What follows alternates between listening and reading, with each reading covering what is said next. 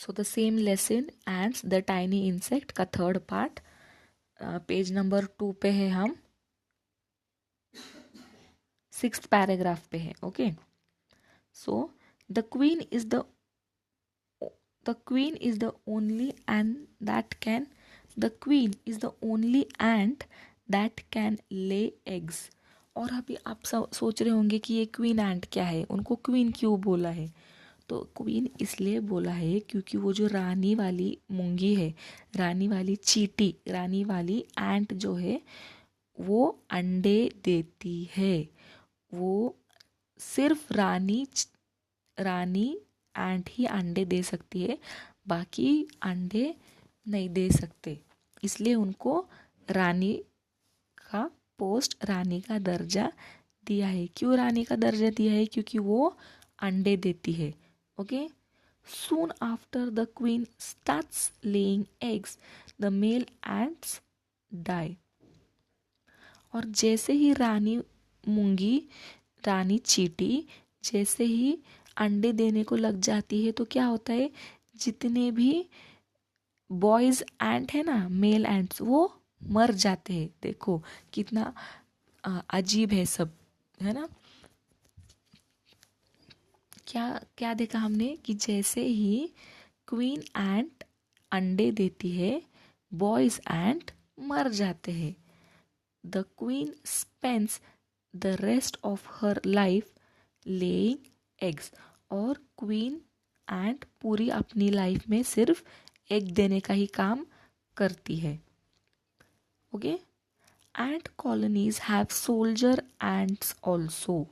अभी ये जो एंट्स की दुनिया है, मतलब एंट्स की कॉलोनी है, उनमें सोल्जर एंट्स भी रहते हैं. जैसे हमारे सोल्जर्स होते हैं सीमा पे, जो हमारी रक्षा करते हैं बॉर्डर पे, उनकी वजह से आज हम सेफ घर में बैठे हैं, हमारी आर्मी सोल्जर की वजह से. वैसे ही ये एंट्स में भी सोल्जर्स होते हैं. अभी सोल्जर है मतलब वो कुछ तो प्रोटेक्ट करने का काम कर रहे होंगे, इसलिए उनको सोल्जर बोला है, राइट. हम किसी को भी सोल्जर नहीं बोलते, सोल्जर उन्हें ही बोलते हैं जो हमारी रक्षा करता है.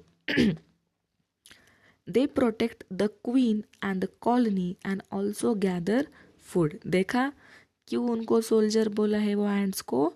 क्योंकि वो रक्षा करते हैं, क्वीन की रक्षा करते हैं, मतलब क्वीन एंट की रक्षा करते हैं, उनके पूरे कॉलोनी मतलब पूरे एंट्स की भी रक्षा करते हैं, और कभी कभी तो खाना भी उनके लिए जमा करते हैं. इसलिए उनको क्या बोला है वो एंट को? Soldier. Sometimes they attack other and ant colonies and take away their eggs. और देखा उनको सोल्जर क्यों बोला है? क्योंकि कभी कभी क्या करते हैं, अभी एक एंट की कॉलोनी है और उसमें कुछ सोल्जर्स है, तो वो क्या करते हैं, दूसरे एंट की कॉलोनी पे अटैक करते हैं और उनके पूरे अंडे अपने कॉलोनी में लेके आते हैं. कितने इंटरेस्टिंग है ना. कभी हमने सोचा होगा एंट को देख के कि एंट इतना सारा उनके घर में या उनकी दुनिया में चलता है. हम सिर्फ एंट को देखते हैं, या तो कभी कभी हमारी शरारत की वजह से हम उनको मार देते हैं या फिर हम उनको इग्नोर करते हैं. लेकिन कभी भी आपने सोचा था कि इतनी इंटरेस्टिंग लाइफ है उनकी, जैसे हमारी दुनिया है वैसे ही उनकी भी एक दुनिया है. और मुझे एक बात बोलनी थी कि हम क्या करते हैं, हमारे अंदर हम जो इंसान है, स्पेशली बच्चे, उनके अंदर एक बहुत बुरी चीज़ होती है. क्योंकि अगर वो एंट हमको कुछ तकलीफ नहीं दे रही है, अकेली अपनी शांत जा रही है, फिर भी हमारे बुरी आदत होती है कि हम क्या करते हैं, वो एंट को जानबूझकर ऐसे उंगली से दबाकर या फिर पैर के नीचे दबाकर उनको मार देते हैं. ये बहुत गलत चीज़ है. This is very bad. अगर हमको किसी ने ज़ोर से चिल्लाया, कुछ बुरा कहा, मारना तो बहुत दूर की बात है, हमें कितना बुरा लगता है ना. तो वो एंट तो बेचारी इतनी छोटी है, हमें कुछ तकलीफ भी नहीं दे रही है, वो बेचारी उसका खाना जमा कर रही है और जा रही है. फिर ऐसा इसमें हमें उन्हें मारना चाहिए क्या? ये गलत बात है.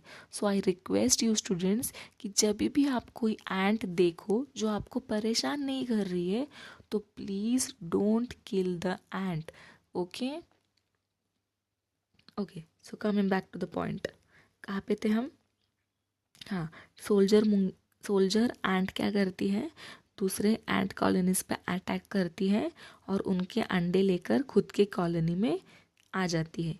When these eggs hatch, the new ants become the slave ants to the colony. और फिर ये एग्स जो है उनमें से एग में से दूसरे एंट्स बाहर आती है. एग्स फुटकर, उसको क्या बोलते हैं? एग्स का हैच होना. Now ants generally travel long distance in search of food. और ये जो ants होती है ना, बहुत दूर दूर तक जाती है खाना ढूंढने के लिए, क्योंकि इजीली उनको खाना नहीं मिलता. बराबर है ना? हम ऐसे ही खुला रख देते हैं क्या? हमको तो चींटियाँ पसंद नहीं होती है, एंट्स नहीं लगने चाहिए खाने को, इसलिए हम छुपा छुपा कर रखते हैं ना. तो इसलिए उनको खाना इजीली नहीं मिलता है, उनको बहुत मेहनत करनी पड़ती है, दूर दूर जाना पड़ता है. Since they do not have any maps or navigation aids, they have to rely on some mechanism to find their way back home. अभी देखो, अगर हमें कोई जगह पे जाना है या फिर हम कहीं गुम हो गए या फिर कोई जगह हमको नहीं मिलती है, तो हम इसको पूछते उसको पूछते. और आज तो हमारे पास गूगल मैप्स है, आजकल सबके पास एंड्रॉयड फ़ोन से. हाँ, तो अगर एक जगह से दूसरी जगह जाना है हम इजीली हमारे जगह पे जा सकते हैं. लेकिन एंट्स का वैसे नहीं है, वो बेचारे ऐसा कुछ भी नहीं कर सकते. तो इसलिए वो जहाँ पे भी जा रहे हैं वहाँ से अपने घर पे आने के लिए उनको बहुत मेहनत करनी पड़ती है. In the fairy tale Hazel and Gretel, the children leave a trail of pebbles to find their way back home from the jungle. Ant's mechanism is scanting. The antennae of the ant are used for smelling, tasting, and touching. As ants walk, they leave behind a scent that they use to trace their way back to their nest. The scent ants leave behind is called pheromone. Ants walk in a line following the scent left behind by the leader. अभी यहाँ पे एक story बताई है, Hazel और ग्रीटल करके भाई और बहन थे. ये एक स्टोरी है, मुझे नहीं पता आपने वो सुनी है या नहीं. जैसे सिंड्रेला की स्टोरी है, हाँ, स्नो वाइट की स्टोरी है, रपेंजल की स्टोरी है, वैसे ही हेज़ल और ग्रीटल ये दोनों भाई बहन थे, उनकी एक स्टोरी है. क्या होता है, वो जंगल में जाते हैं, हाँ, और जंगल में से अपने घर पे वापस आने के लिए, रास्ता मिलने के लिए वो क्या करते हैं, एक एक चीज़ छोड़ते हैं, ऐसे ड्रॉप करते करते आगे जाते हैं, ताकि आने में ईजी हो. मतलब वाइल रिटर्निंग वो अपनी चीज़ों को देखकर उनको इजीली घर का रास्ता मिल सके, वो जंगल में खो ना जाए, इसलिए वो वैसा करते हैं. तो वैसे ही सेम तरीका ये जो एंट्स है वो यूज़ करते हैं. एंट्स के पास जो एंटीना होता है, वो एंटीना का यूज़ किसके लिए होता है? स्मेल करने के लिए, टेस्ट करने के लिए और टच करने के लिए. एंटीना जो होता है एंट्स का, उससे वो स्मेल भी कर सकते हैं, टच भी कर सकते हैं और टेस्ट भी कर सकते हैं. तो ये एंट्स क्या करते हैं, जब भी खाना ढूंढने के लिए कहीं पे जाते हैं, तो अपने घर से लेकर वो उस रास्ते तक, पूरी रास्ते पे वो कुछ ना कुछ ऐसी चीज़ें, उसको सेंट बोला है, वो छोड़ के जाते हैं. हाँ, उसको क्या बोलते हैं, वो सेंट को फेरोमोन. क्या बोलते हैं? फेरोमोन. तो वो छोड़ के जाते हैं ताकि वापस आते वक्त अपने एंटीना के यूज़ से वो फेरोमोन का स्मेल लेकर वो इजीली अपने घर पे वापस आ जाते हैं. Okay, page number 26.